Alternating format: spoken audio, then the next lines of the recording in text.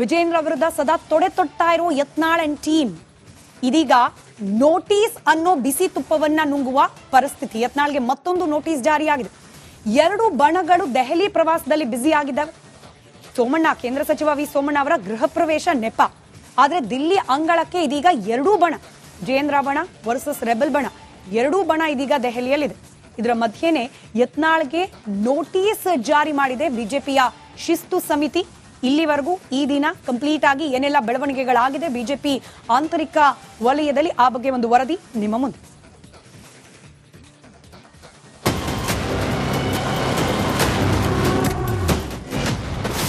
ದಿಲ್ಲಿಗೆ ಶಿಫ್ಟ್ ಆಯ್ತಾ ರಾಜ್ಯ ಬಿಜೆಪಿ ಫೈಟ್.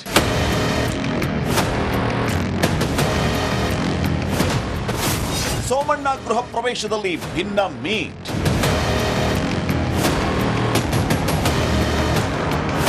ಕಳೆದ 6-7 ತಿಂಗಳಿಂದ ಎತ್ತು ಏರಿಗಿಳಿಯೋದು, ಕೋಣ ನೀರಿಗಿಳಿಯೋದು ಅನ್ನುವಂತಿದೆ ರಾಜ್ಯ ಬಿಜೆಪಿಯ ಸ್ಥಿತಿ.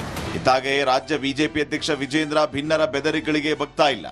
ಅತ್ತ ವಿಜೇಂದ್ರ ಕೆಳಗಿಳಿಸೋ ಸಂಬಂಧ ಬಸನಗೌಡ ಪಾಟೀಲ್ ಯತ್ನಾಳ್ ಬಣ ಬಂಡಾಯ ಬಿಡ್ತಾ ಇಲ್ಲ. ವಿಜೇಂದ್ರ ಅಂಡ್ ಯಡಿಯೂರಪ್ಪ ವಿರುದ್ಧದ ನಾಲ್ಗೆ ಹೊರಚಾಚುವುದನ್ನ ಬಿಡ್ತಾ ಇಲ್ಲ ಯತ್ನಾಳ್. ಹೈಕಮಾಂಡ್ ಎಷ್ಟೇ ವಾರ್ನಿಂಗ್ ಮಾಡಿದ್ರು ಕ್ಯಾರೆ ಅಂತಿಲ್ಲ ಭಿನ್ನ ಲೀಡರ್. ಹೈಕಮಾಂಡ್ ತೇಪೆಗಳಾವೂ ಸರಿಯಾಗಿ ಪ್ಯಾಚ್ ಅಪ್ ಆಗ್ತಾನೆ ಇಲ್ಲ. ಕಳೆದ ವಾರವಷ್ಟೇ ದಿಲ್ಲಿಗೆ ಹೋದ ರೆಬಲ್ಸ್ ಅಲ್ಲಿ ಹೈಕಮಾಂಡ್ ಅಪಾಯಿಂಟ್ಮೆಂಟ್ ಸಿಗದೆ ವಾಪಸ್ ಆಗಿದ್ದು ಬರಿಗೈಯಲ್ಲಿ. ಇಷ್ಟಾದ್ರೂ ಕಮ್ಮಿ ಆಗಿಲ್ಲ ಭಿನ್ನರ ಆಟೋಟ. ದಿಲ್ಲಿಯಿಂದ ಬೆಂಗಳೂರಿಗೆ ಬಂದೊಡನೆಯೇ ಯತ್ನಾಳ್ ಮತ್ತೆ ಚಾಟಿ ಬೀಸಿದ್ದು ಬಿಎಸ್ವೈ ಹಾಗೂ ಬಿವೈವಿ ವಿರುದ್ಧ. ಬಿಜೆಪಿ ಅಧ್ಯಕ್ಷ ಸ್ಥಾನಕ್ಕೆ ಚುನಾವಣೆ ಯಾವಾಗ ನಡೆಯಲಿದೆ ಅನ್ನೋ ಕುತೂಹಲದ ಮಧ್ಯೆಯೂ ಕಮ್ಮಿಯಾಗಿಲ್ಲ ಬಂಡಾಯಗಾರರ ದಿಲ್ಲಿ ರೌಂಡ್ಸ್. ಅಲ್ಲಿ ರೆಬೆಲ್ಸ್ಗೆ ಯಾರು ಡೈರೆಕ್ಟ್ ಆಗಿ ಸೊಪ್ಪು ಹಾಕದೇ ಇದ್ರೂ ಭಿನ್ನರೇನೂ ಸೈಲೆಂಟ್ ಆಗ್ತಿಲ್ಲ. ಇದೀಗ ಮತ್ತೆ ದಿಲ್ಲಿ ಕಡೆ ಮುಖ ಮಾಡಿರೋ ರೆಬೆಲ್ಸ್ಗೆ ಈಗ ಸಿಕ್ಕಿದ್ದು ಕೇಂದ್ರ ಸಚಿವ ವಿ ಸೋಮಣ್ಣ ಅವರ ಗೃಹ ಪ್ರವೇಶ ನೆಪ. ದಿಲ್ಲಿಯ ತಮ್ಮ ಮನೆಯಲ್ಲಿ ವಿ ಸೋಮಣ್ಣ ವಿಶೇಷ ಪೂಜೆಯನ್ನು ಆಯೋಜನೆ ಮಾಡಿದ್ದಾರೆ. ಇದಕ್ಕಾಗಿ ಬೆಂಗಳೂರಿನಿಂದ ಓಡೋಡಿ ಬಂದಿದ್ದ ಭಿನ್ನರ ದಂಡು. ಹಾಗೆ ನೋಡಿದ್ರೆ ಸೋಮಣ್ಣ ಅಫಿಷಿಯಲಿ ರೆಬೆಲ್ಗಳ ಜೊತೆ ಗುರುತಿಸಿಕೊಂಡಿಲ್ಲ.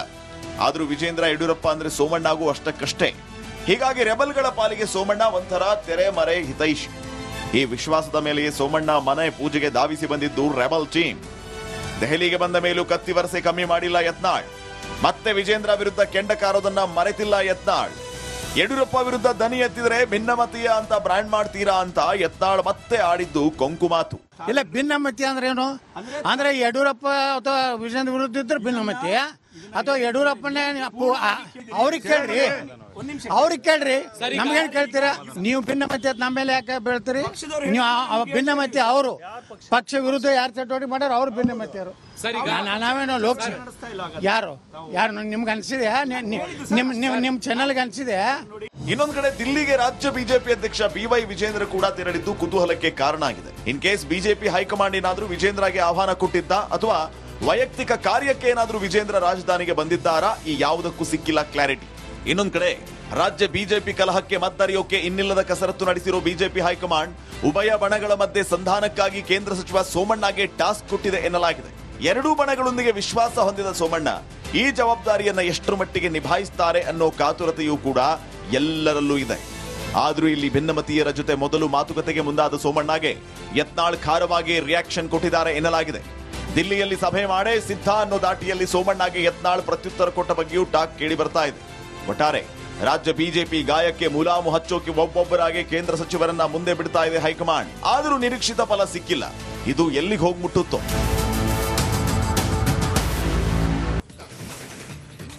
ಅವಧಿ ಮುಗಿಯೋಕ್ ಮುಂಚೆನೆ ಬಿಜೆಪಿಯ ರಾಜ್ಯಾಧ್ಯಕ್ಷರ ಚುನಾವಣೆ ಅಂದಾಗ ಯತ್ನಾಳ್ ಬಣದ ಹೋರಾಟಕ್ಕೆ ಜಯ ಸಿಕ್ತು. ಯತ್ನಾಳ್ ಅವರಿಗೆ ಒಂದರ್ಥದಲ್ಲಿ ಅಪ್ಪರ್ ಹ್ಯಾಂಡ್ ಸಿಕ್ತು ಅನ್ನೋ ರೀತಿಯಲ್ಲೇ ಇತ್ತು ಪರಿಸ್ಥಿತಿ. ಆದ್ರೆ ಇದೀಗ ಮತ್ತೊಮ್ಮೆ ನೋಟಿಸ್ ಜಾರಿಯಾಗಿದೆ ಬಸನಗೌಡ ಪಾಟೀಲ್ ಯತ್ನಾಳ್ ಅವರಿಗೆ. ನೋಟಿಸ್ ಜಾರಿ ಮಾಡಿದೆ ಕೇಂದ್ರ ಶಿಸ್ತು ಸಮಿತಿ. ನೋಟಿಸ್ ಕೊಟ್ಟು ಸಮಿತಿಯ ಅಧ್ಯಕ್ಷ ಓಂ ಪಾಠಕ್ ವಿವರಣೆಯನ್ನ ಕೇಳಿದ್ದಾರೆ. 72 ಗಂಟೆ ಒಳಗೆ ಉತ್ತರಿಸಿ ಅಂತ ಹೇಳಿ ಗಡುವನ್ನ ಕೂಡ ನೀಡಿದೆ ಯತ್ನಾಳ್ ಅವರಿಗೆ. ಪದೇ ಪದೇ ಪಕ್ಷದ ನಿಯಮಕ್ಕೆ ವಿರುದ್ಧವಾಗಿ ನೀವು ನಡ್ಕೊಳ್ತಿದ್ದೀರಿ, ಮಾತನಾಡ್ತಿದ್ದೀರಿ, ನಿಮ್ಮ ನಡೆ ಬಗ್ಗೆ ನಮಗೆ ಸ್ಪಷ್ಟನೆ ಕೊಡಿ ಅಂತ ಹೇಳಿ ಉಲ್ಲೇಖ ಮಾಡಲಾಗಿದೆ. 1 ಬಾರಿ ನೋಟಿಸ್ ಕೊಟ್ಟಿದ್ರು, ಹೋಗಿ ವಿಚಾರಣೆಯನ್ನ ಎದುರಿಸಿದ್ರು. ವಿಚಾರಣೆ ಆದ್ಮೇಲೆ ನಾವು ಮಾತಾಡೋದೆಲ್ಲ ಮುಗೀತು, ಇನ್ಮೇಲೆ ಏನಿದ್ರು ಆಕ್ಷನ್ ಅನ್ನೋ ರೀತಿಯಲ್ಲಿ ವರ್ತಿಸಿದ್ರು ಯತ್ನಾಳ್ ಅವರು. ಬಟ್ ಆಕ್ಷನ್ ಆಗಿರ್ಲಿಲ್ಲ, ಮಾತಿಗೆ ಫುಲ್ ಸ್ಟಾಪ್ ಕೂಡ ಬಿದ್ದಿರಲಿಲ್ಲ. ಇದೀಗ ಮತ್ತೊಮ್ಮೆ ನೋಟಿಸ್ ಕೊಟ್ಟದೆ ಬಿಜೆಪಿಯ ಹೈಕಮಾಂಡ್. ಪಕ್ಷದಲ್ಲಿ ಮತ್ತೆ ಆ ಮೂಲಕ ಹಿಡಿತ ಸಾಧಿಸಿದ್ರ ವಿಜಯೇಂದ್ರ. ಯತ್ನಾಳ್ಗೆ ನೋಟಿಸ್ ಕೊಡಿಸುವಲ್ಲಿ ವಿಜಯೇಂದ್ರ ಅವರ ಒತ್ತಡ ವರ್ಕೌಟ್ ಆಗಿದೆಯಾ ಅನ್ನೋ ಅನುಮಾನಕ್ಕೆ ಕಾರಣವಾಗ್ತಾ ಇದೆ ಬೆಳವಣಿಗೆ. ರೆಬಲ್ಸ್ ನಡೆಯಿಂದ ಪದೇ ಪದೇ ಪಕ್ಷಕ್ಕೆ ಮುಜುಗರ. ಪಕ್ಷ ಅನ್ನೋದಕ್ಕಿಂತ ವೈಯಕ್ತಿಕವಾಗಿ ಯಡಿಯೂರಪ್ಪನವರಿಗೆ ಯಡಿಯೂರಪ್ಪನವರ ವಿರುದ್ಧ ಕೂಡ ಆರೋಪಗಳ ಸುರಿಮಳೆಯೇ ಈ ರೆಬಲ್ಸ್ ಟೀಮ್ನಿಂದ. ಇದರಿಂದಾಗಿ ಪಕ್ಷ ಸಂಘಟನೆ ಎರಡಕ್ಕೂ ಕೂಡ ಕಷ್ಟ ಅಂತ ಹೇಳಿ ವಿಜಯೇಂದ್ರ ಅವರು ಹೈಕಮಾಂಡ್ ನಾಯಕರಿಗೆ ಮನದಟ್ಟು ಮಾಡಿಕೊಟ್ಟಂಗೆ ಕಾಣ್ತಾ ಇದೆ. ಹೈಕಮಾಂಡ್ ಬಳಿಯಲ್ಲಿ ಎಲ್ಲಾ ವಿಚಾರಗಳನ್ನ ಪ್ರಸ್ತಾಪ ಮಾಡಿದ್ದಕ್ಕೋಸ್ಕರನೇ ಮತ್ತೊಮ್ಮೆ ಯತ್ನಾಳ್ಗೆ ನೋಟಿಸ್ ಕೊಡ್ತಾ ಹೈಕಮಾಂಡ್ ಕೊನೆಗೂ ವಿಜಯೇಂದ್ರ ಅವರ ಒತ್ತಡಕ್ಕೆ ಮಣಿದು ವರಿಷ್ಠರು ಯತ್ನಾಳ್ ಅವರಿಗೆ ಮತ್ತೊಂದು ನೋಟಿಸ್ ಕೊಡಿಸುವಲ್ಲಿ ಮುಂದಾದ್ರ ಅಂತ ಹೇಳಿ ಇದೀಗ ಸದ್ಯಕ್ಕೆ ಅನುಮಾನ ಕಾಡ್ತಾ ಇದೆ. ವಿಜಯೇಂದ್ರ ಅವರು ದೆಹಲಿಗೆ ಹೋಗಿದ್ದು ಕೇವಲ ವಿ ಸೋಮಣ್ಣ ಅವರ ಮನೆ ಗೃಹ ಪ್ರವೇಶಕ್ಕೆ ಮಾತ್ರನಾ, ಹೌದಾ ಅಲ್ವಾ? ಅಥವಾ ಹೈಕಮಾಂಡ್ ನಾಯಕರನ್ನ ಭೇಟಿಯಾಗಿ ಯತ್ನಾಳ್ ಅವರ ಬಾಯಿಗೆ ಮತ್ತೆ ಬ್ರೇಕ್ ಹಾಕಿಸುವ ಪ್ರಯತ್ನದ ಭಾಗವಾಗಿಯಾ ಅನ್ನೋ ಅನುಮಾನ ಇದೀಗ ಹೆಚ್ಚಾಗ್ತಾ ಇದೆ. ಒತ್ತಡ ಹೇರೋಕೇನೆ ದೆಹಲಿಗೆ ಬಂದಿದ್ರ, ನೋಟಿಸ್ ಕೊಟ್ಟಿರೋದನ್ನ ನೋಡಿದ್ರೆ ಹಾಗೆ ಅನಿಸ್ತಿದೆ. ಅಂತೂ ರೆಬಲ್ಗೆ ನೋಟಿಸ್ ಕೊಡಿಸೋದ್ರಲ್ಲಿ ಸಕ್ಸಸ್ ಆಗಿದ್ದಾರೆ ವಿಜಯೇಂದ್ರ ಅವರು. ಆ ಮೂಲಕ ಇಷ್ಟು ದಿನಗಳ ಕಾಲ, ಅದರಲ್ಲೂ ಬಿಜೆಪಿಯ ರಾಜ್ಯಾಧ್ಯಕ್ಷ ಹುದ್ದೆಗೆ ಮತ್ತೊಮ್ಮೆ ಚುನಾವಣೆ ಅಂತ ಹೇಳಿ ಪ್ರಸ್ತಾಪ ಯಾವಾಗೆಲ್ಲ ಆಗೋಕ್ ಶುರುವಾಯಿತು, ಅಲ್ಲಿವರೆಗೂ ಯತ್ನಾಳ್ ಟೀಮ್ಗೆ ಅಪ್ಪರ್ ಹ್ಯಾಂಡ್, ಗೆಲುವಾಯಿತು ಈ ಹೋರಾಟದಲ್ಲಿ ಅನ್ನೋ ಹಂತದಲ್ಲಿದ್ದ ಬೆಳವಣಿಗೆ ಇದೀಗ ಉಲ್ಟಾ ಹೊಡೆದಂಗೆ ಕಾಣ್ತಾ ಇದೆ. ವಿಜಯೇಂದ್ರ ಅವರಿಗೆ ಅಪ್ಪರ್ ಹ್ಯಾಂಡ್ ಸಿಕ್ಕಂಗೆ ಕಾಣ್ತಾ ಇದೆ ಈ ಬಣ ಬಡಿದಾಟದಲ್ಲಿ. ವಿಜಯೇಂದ್ರ ಅವರ ಅಧ್ಯಕ್ಷ ಸ್ಥಾನಕ್ಕೂ ಹಾಗಾದ್ರೆ ಸದ್ಯಕ್ಕೆ ಕೂತಿಲ್ವಾ? ಆ ಪ್ರಶ್ನೆ ಹಾಗೆ ಬಾಕಿ ಉಳಿದಿದೆ. ಅಧ್ಯಕ್ಷ ಸ್ಥಾನಕ್ಕೆ ಚುನಾವಣೆ ಅಂತ ಹೇಳಿ ಕೆಲ ವರಿಷ್ಠರು ಬಹಿರಂಗವಾಗಿ ಹೇಳ್ತಿದ್ದಾರೆ. ಹೀಗಿರುವಾಗ ಅಧ್ಯಕ್ಷ ಸ್ಥಾನದ ಆಕಾಂಕ್ಷಿಗಳ ಪಟ್ಟಿ ಕೂಡ ಹೆಚ್ಚಾಗ್ತಾ ಇದೆ. ಇದರ ನಡುವೆ ಯತ್ನಾಳ್ ಅವರಿಗೆ ನೋಟಿಸ್ ಕೊಟ್ಟಿರೋ ಹಿನ್ನೆಲೆಯಲ್ಲಿ ವಿಜಯೇಂದ್ರ ಪರವಾಗಿಯೇ ಏನಾದ್ರೂ ಚುನಾವಣೆಗಳು ನಡೀಲಿಕ್ಕೆ ಬೇಕಾದ ವ್ಯವಸ್ಥೆಯನ್ನ ಮಾಡಲಾಗ್ತಾ ಇದೆಯಾ ಅನ್ನೋ ಅನುಮಾನ ಕೂಡ ಕಾಡದೇ ಇಲ್ಲ. ಇದಕ್ಕೂ ಮುನ್ನ ಎರಡೂ ಬಣಗಳು ದೆಹಲಿಗೆ ಎಂಟ್ರಿ ಕೊಟ್ಟವು. ದೆಹಲಿಯಲ್ಲೂ ಕೂಡ ಈ ಬಣ ಬಡಿದಾಟ ಮುಂದುವರಿತು. ಎರಡೂ ಟೀಮ್ನಿಂದ ದೆಹಲಿ ಪ್ರವೇಶ ಆದ ನಂತರದಲ್ಲಿ ಏನೆಲ್ಲ ಆಯ್ತು ಗಮನಿಸ್ತಾ ಹೋಗೋಣ. ಕಮಲಪಾಳ್ಯ ಇನ್ಫ್ಯಾಕ್ಟ್ ಪ್ಯಾಚಪ್ ಮಾಡೋ ಸಲುವಾಗಿಯೇ ಸೋಮಣ್ಣ ಅವರ ಮನೆಯ ಗೃಹ ಪ್ರವೇಶದ ನೆಪದಲ್ಲಿ ಎರಡೂ ಟೀಮನ್ನ ದೆಹಲಿಗೆ ಕರೆಸ್ಕೊಳ್ತಾ ಅನ್ನೋ ಅನುಮಾನ. ಸೋಮಣ್ಣ ಅವರ ಮನೆಯ ಗೃಹ ಪ್ರವೇಶ ಕೇವಲ ನೆಪ ಮಾತ್ರನಾ? ಆ ನೆಪದಲ್ಲೇನೆ ಈ ಭಿನ್ನರ ದಂಡು ಕೂಡ ದೆಹಲಿಗೆ ಆಗಮಿಸ್ತು. ಯತ್ನಾಳ್ ಟೀಮ್ ದೆಹಲಿಗೆ ಬಂದ್ರು. ಸೋಮಣ್ಣ ಅವರ ಗೃಹ ಪ್ರವೇಶದಲ್ಲಿ ಪ್ರಮುಖರು ಪ್ರತ್ಯಕ್ಷರಾದ್ರು.